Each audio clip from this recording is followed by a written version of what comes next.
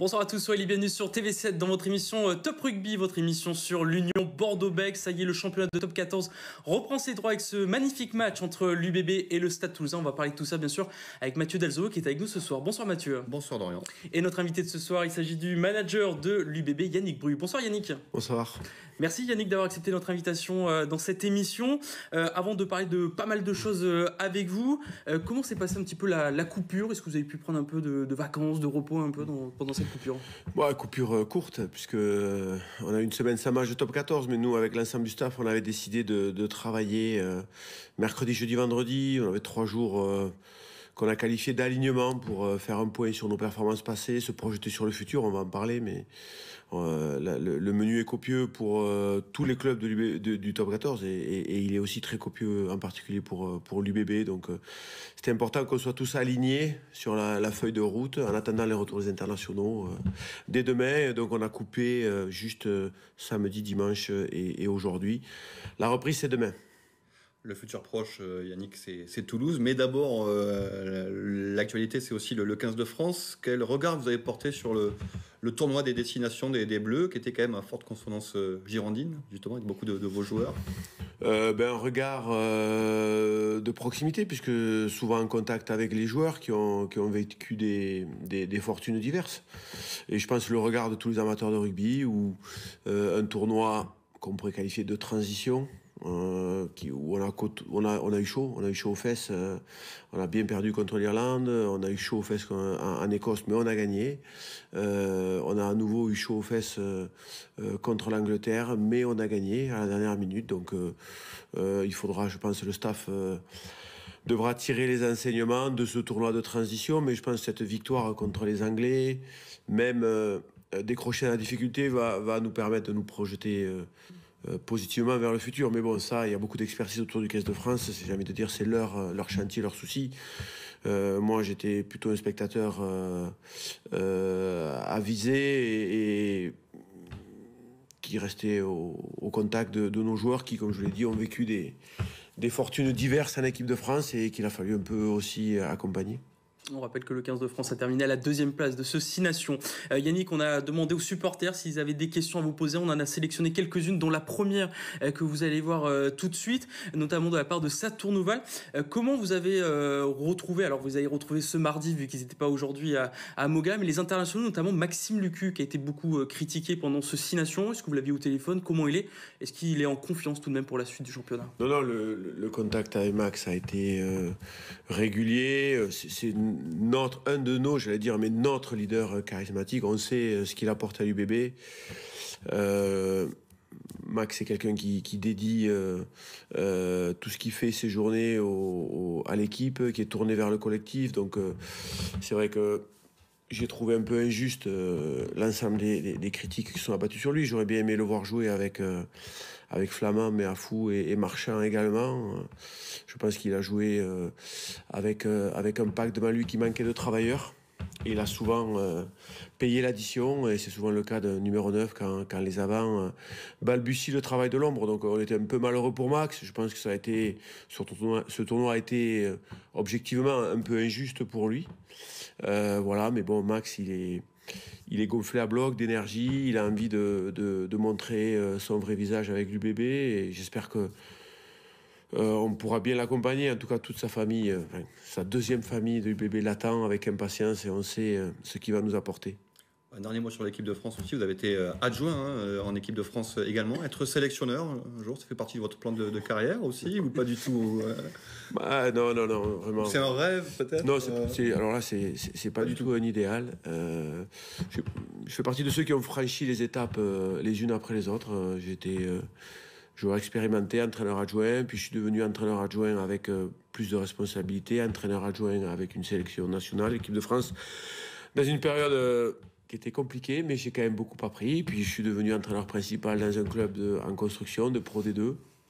J'ai fait mes armes, et là maintenant j'ai la chance d'être l'entraîneur principal, le manager sportif, bon, vous l'appelez comme vous voulez, à l'UBB, un club qui est plein d'ambition et de ressources aussi. Donc je suis au bon endroit pour moi et ça suffit à mon bonheur.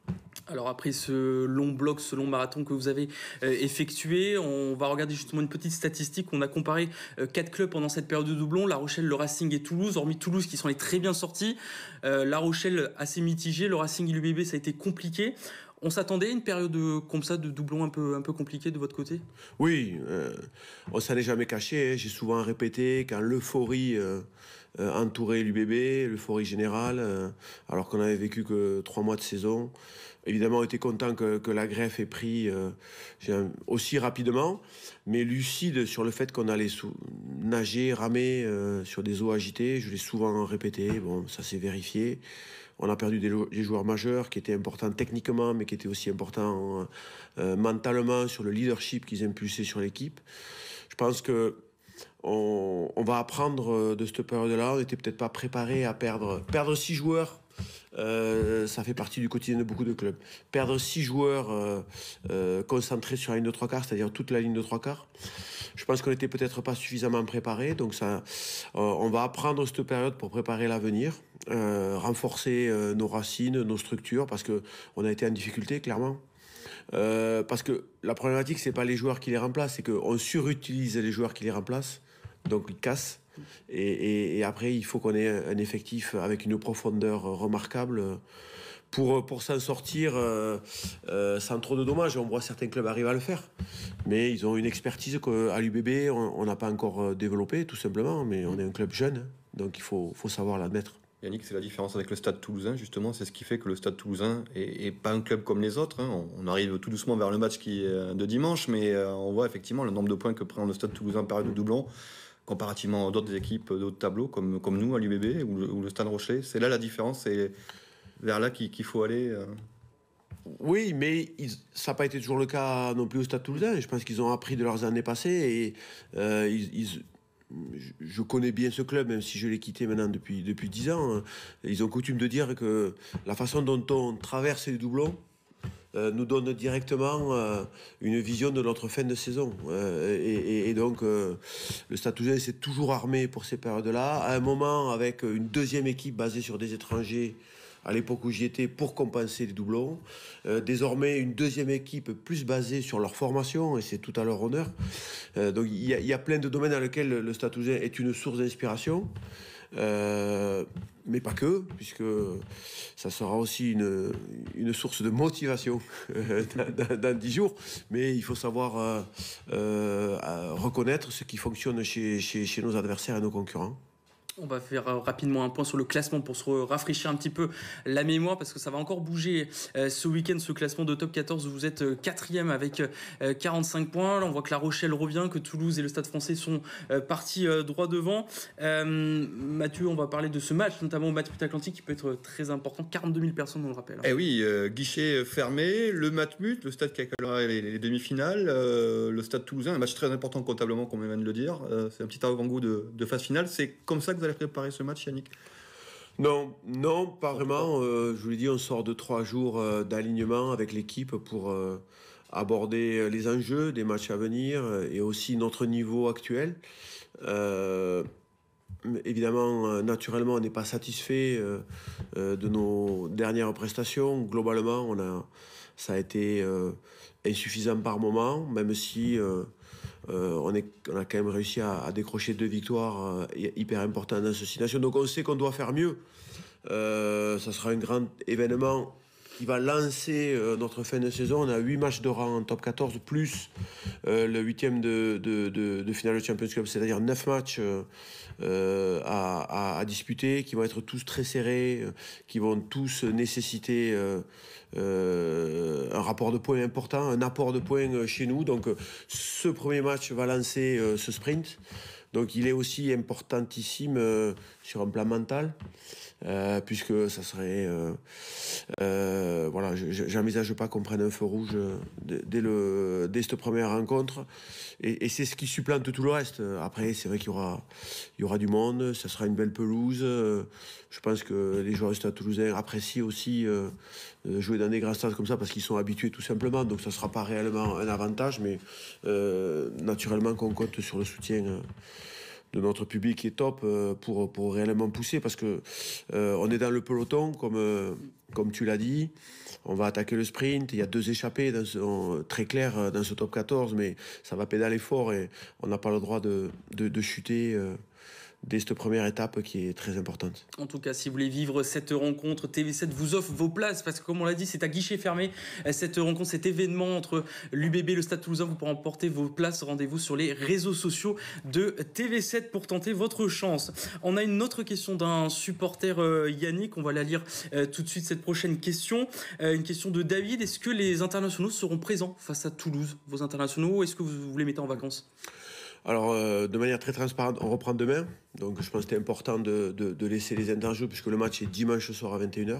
Semaine longue pour nous. Donc, important de laisser souffler les internationaux, de les laisser atterrir à Bordeaux, plutôt arriver à Bordeaux, puisque je pense qu'ils sont venus en TGV, profiter de leur famille, reprendre leur marque et leur contexte affectif. Et on fera un point demain matin à la première heure avec eux pour voir d'abord s'il y a des bobos, je crois qu'il n'y en a pas très peu, voir aussi leur niveau de fatigue et d'usure mentale en fonction de leur temps de jeu avec l'équipe nationale. Et je peux vous dire qu'il n'y aura pas de repos, c'est certain, systématique. Il y aura une discussion au cas par cas. Mais ce qui est certain, c'est que, et c'est ce que je dirais demain aux joueurs, c'est que là maintenant, la famille UBB a besoin de tout le monde, a besoin d'une concentration maximale. On sait qu'on est dans le peloton, mais qu'on a connu aussi des difficultés. Donc on va demander aux joueurs de tous se recentrer vers les objectifs UBB sur les 8 matchs qui arrivent. Et je sais naturellement que tous les internationaux ont une grosse envie de retrouver leur deuxième famille, et qu'on pourra compter sur leur engagement dès ce premier match si on fait appel à eux. En tout cas, voilà, c'est possible de les voir au Matmut Atlantique, Mathieu. Oui, jouer Toulouse, c'est toujours un match un peu particulier, peut-être encore plus pour vous, hein, Yannick, puisque 11 ans comme joueur sous le maillot rouge et noir, 5 ans aussi dans le staff. Dans quelle mesure le jeu toulousain vous a-t-il influencé en tant que manager, et vous influence peut-être encore aujourd'hui? Le jeu à la toulousaine, on retrouve un peu cette patte dans votre projet de jeu? Il y a une influence?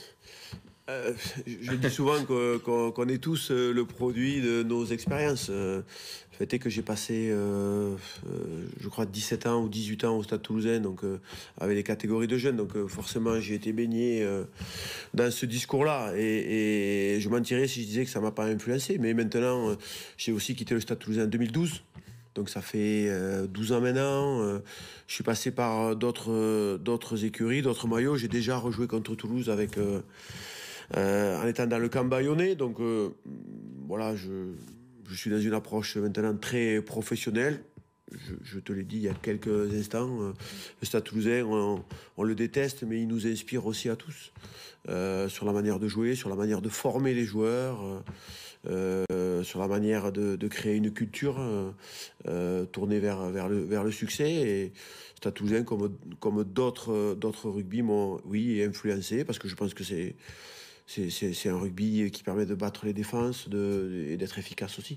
Ouais, je vous posais cette question justement dans le grand débat qui agite le rugby français aujourd'hui sur la dépossession. On voit bien que vous, c'est plutôt l'autre version que vous défendez, celle du jeu, et qu'on peut gagner avec ce jeu en ayant la possession. Oui, mais on l'a vu sur France-Angleterre aussi, où oui, l'équipe de France a eu la possession, a eu l'occupation, a marqué. Tout n'a pas été parfait. Bon, mais c'est... Tous les coachs ont une vision subjective du jeu, et on voit en tête du top 14 qu'il y a des équipes qui basent pas leur rugby sur la possession et sur le fait d'attaquer les espaces avec le ballon dans les mains. Ils attaquent les espaces. Le Stade Français, par exemple, a un rugby qui mérite le respect, qui est basé sur le défi, la défense, l'occupation du terrain, et ils occupent les espaces avec le pied. Ça fonctionne, et c'est très bien aussi comme ça dans le rugby que... C'est la particularité du rugby où différentes morphologies peuvent s'exprimer, différentes façons d'aborder le jeu aussi peuvent s'exprimer et gagner. On l'a vu à la dernière Coupe du Monde. Bon, c'est pas la nôtre, mais on le respecte et on défend nos idées. En tout cas, on va continuer à parler de tout ça dans quelques instants. On va faire une page de publicité. Yannick Bru, le manager de l'UBB, est avec nous sur TV7. Il reste sur le plateau. À tout de suite.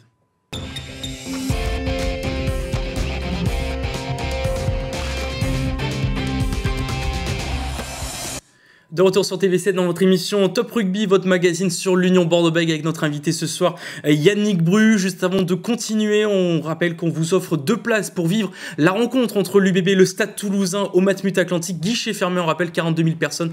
Rendez-vous sur les réseaux sociaux de TV7 pour tenter votre chance, Mathieu. Oui, Yannick, on avait un dernier mot concernant le projet de jeu. On a la chance de vous avoir avec vous pour essayer de comprendre un peu comment fonctionne la philosophie d'un manager.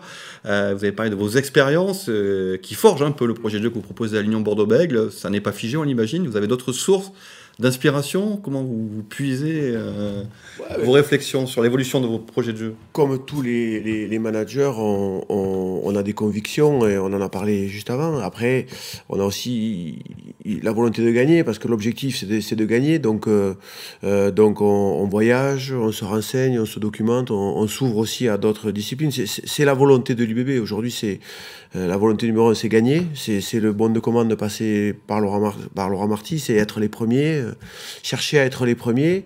Lorsqu'on n'y arrive pas, c'est en tout cas tutoyer l'excellence dans beaucoup de secteurs de jeu qui concernent la performance. On essaye de prendre les meilleurs, de s'entourer des meilleurs. Ça a été un de nos leitmotifs avec la venue de Thibaut Giroud sur le domaine de la performance physique qui est ô combien importante pour la mise en œuvre d'un projet de jeu. Concernant le projet de jeu, vous savez qu'il est d'inspiration irlandaise chez nous, mis à la sauce française, parce que j'ai eu la chance, dans une expérience à l'étranger, de rencontrer Noël McNamara, qui est un personnage atypique que vous pourrez inviter un jour et qui vous dira comment il se nourrit. Donc il faut diverses sources d'inspiration. Il me semblait que le jeu de l'UBB avait besoin d'une touche de structuration irlandaise. Noël McNamara a été biberonné à l'école du Leinster. J'ai pu vivre un an avec lui pour la partie attaque, parce qu'un projet de jeu, évidemment, on a le ballon que 50% du temps dans un match de rugby, donc puisque vous me parlez plus clairement d'attaque. Voilà, Noël, pour moi, constitue un atout de poids sur le domaine offensif. Donc on l'a sollicité. Donc tutoyer l'excellence. Après, produire un rugby positif, parce que je pense que, 1, c'est ma conviction. 2, j'ai la sensation que l'UBB est un club jeune, en pleine construction, en pleine ascension, qui vise des trophées, mais qui est vraiment un club résolument positif. Je dirais à l'image de Chaban. Donc je crois que ce public, ce club a besoin d'un rugby qui les fait vibrer positivement, et ça tombe bien parce que c'est aussi ma vision et le rugby que j'aime. Et je crois aussi que quand on construit un projet de jeu, il faut penser aux fondations que sont la formation du club. Et pour moi, c'est le 4e point. Aujourd'hui, un club doit s'appuyer sur ses jeunes, sur sa formation. On a des sources d'inspiration, on en a parlé avant. Le Stade Toulousain est l'exemple parfait, puisque je crois qu'ils ont 70% de leur effectif qui viennent de la formation. Je crois qu'on est à 40. Donc on fait aussi de très bonnes choses. Et vous savez que dans notre effectif, on a des joueurs qui viennent de la formation, et on a la chance d'avoir de très bons éducateurs aussi à Bordeaux. Donc on jalouse personne, on construit notre chemin. Mais oui, le projet, il se construit avec des convictions, une expérience, des rencontres et du feeling aussi. Dans cette saison à rallonge un peu incroyable, avec une première partie Coupe du Monde, les doublons, bon, on a l'impression qu'elle ne s'arrête jamais.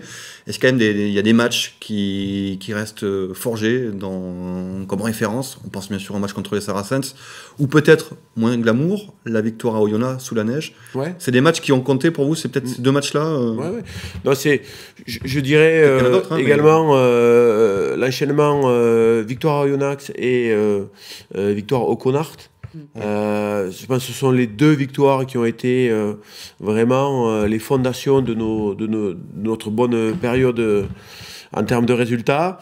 Match à Oyonnax, c'est vrai qu'à l'époque, j'avais vu certains analystes dire que c'était un hold-up, mais je ne crois pas du tout. On avait marqué 4 essais à 2.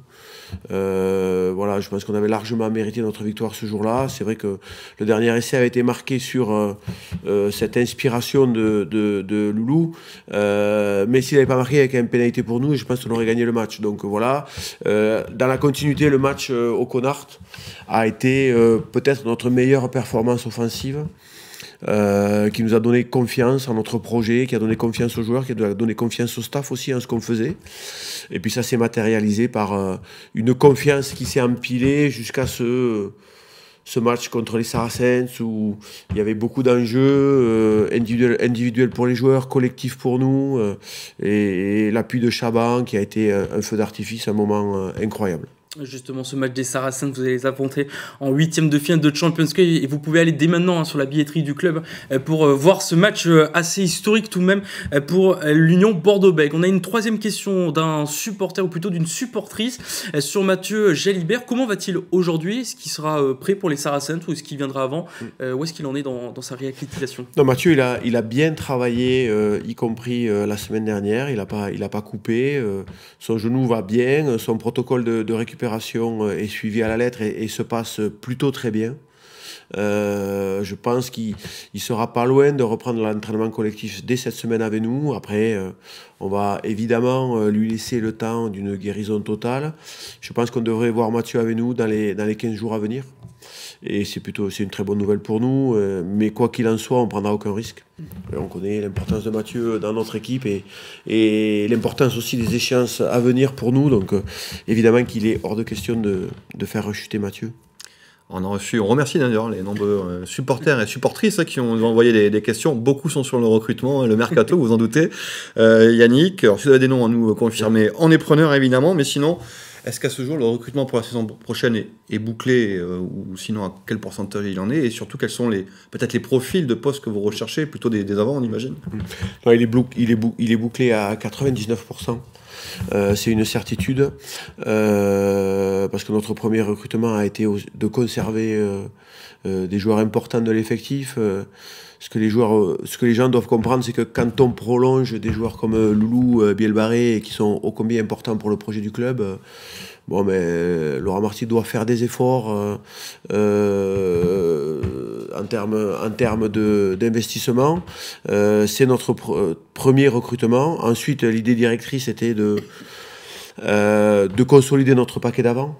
On a un paquet d'avant qui est plein d'expérience, mais avec beaucoup de joueurs qui vont glisser vers une deuxième carrière, peut-être d'entraîneur, ou qui vont basculer dans le coaching, puisqu'ils sont âgés, ils ont énormément donné pour l'UBB. Donc, on est dans un cycle de renouvellement de notre paquet d'avant, qui explique les venues des joueurs qui ont été sollicités. Je pourrais vous donner des noms si vous le voulez. Donc la logique, c'est densifier notre paquet d'avant dans un premier temps, anticiper ce renouvellement, et deuxièmement, créer une deuxième couche au niveau de notre ligne de trois quarts qui est stable, performante, qui a de l'expérience et qui permettra de mieux traverser les périodes de doublons telles qu'on les a vécues cette année. Donc ça a été aussi le mot d'ordre de notre recrutement pour se donner un petit peu plus de sérénité sur les années à venir.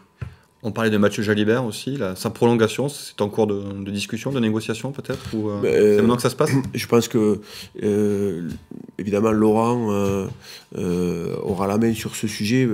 On est souvent en concertation sur le sujet, vous vous en doutez. Mais Laurent va gérer ce dossier-là incessamment. Mathieu est un élément majeur de l'UBB, c'est un enfant du club. Je vous ai dit, on a le souhait de s'appuyer sur notre formation, d'être connecté avec les racines du club. Et les racines du club, c'est les joueurs formés au club. On a besoin d'augmenter ce ratio dans notre effectif. Mathieu, comme Nico et d'autres, Max Lamotte, sont les exemples de cette volonté. Donc, évidemment qu'on a tous le souhait de garder Mathieu avec nous. Laurent va attaquer ce dossier qui sera probablement un dossier pas simple, mais on va montrer à Mathieu notre volonté de le garder chez nous. Deux autres dossiers, notamment sur les départs. On a vu dans la presse écrite que Tanivili, Thomas Jolmes devraient partir en cours de saison cette saison de l'UBB. Est-ce que ce sera le cas, Yannick? Est-ce que vous confirmez ça ou est-ce qu'ils vont partir à la fin de saison? Écoutez, en toute honnêteté, il faut distinguer dans chaque dossier comme celui-là les hommes qui sont hyper attachants. On connaît leur l'engagement et l'attachement au club de Tani et de Thomas. Et après, il y a le joueur qui peut être insatisfait parce qu'il n'a pas assez de temps de jeu, qui peut aussi être en difficulté par rapport à un projet de jeu qui chez nous est basé sur les efforts. Parce qu'on voit que la partie immergée de l'iceberg qui est les essais marqués, mais pour battre les défenses et pour créer des décalages, il faut aussi énormément travailler sans le ballon. Donc certains joueurs que vous avez cités ont parfois un peu de mal dans ces attendus et donc ont moins de temps de jeu qu'ils ne l'espéraient. Quand ça arrive, il faut être capable de se réunir et de dire quel est ton intérêt, quel est l'intérêt du club. Ça peut passer par une séparation. En tout cas, c'est des sujets qu'on a envisagés, très honnêtement, avec Tani officiellement et Thomas. Ça ne veut pas dire qu'ils quitteront le club. Et on est content de les avoir avec nous, mais on ne fermera pas la porte si ils ont l'opportunité d'aller s'exprimer ailleurs. Parce que pour l'un comme pour l'autre, si vous regardez la densité de joueurs à leur poste, vous verrez que, puisque tout le monde revient de blessure maintenant, on va vraiment se gratter la tête avec le management pour faire la sélection des joueurs, que ce soit en deuxième ligne ou au poste de 3/4 centre. Un mot aussi sur votre arrivée dans la ville de Bordeaux, votre intégration à la région bordelaise et à ce club de l'Union Bordeaux-Bègles. On a quelques images de la soirée Grand Cru qui s'est déroulée vendredi, que vous avez découverte. Du coup, comment vous vous sentez ici à Bordeaux quand vous voyez cette ferveur, cette passion? Vous parlez de Chaban, qui est tout le temps plein, l'émotion qu'il y a, les partenaires qu'il y a derrière, comme on va voir sur les images de la soirée Grand Cru. Vous dites, je ne me suis pas trompé de club.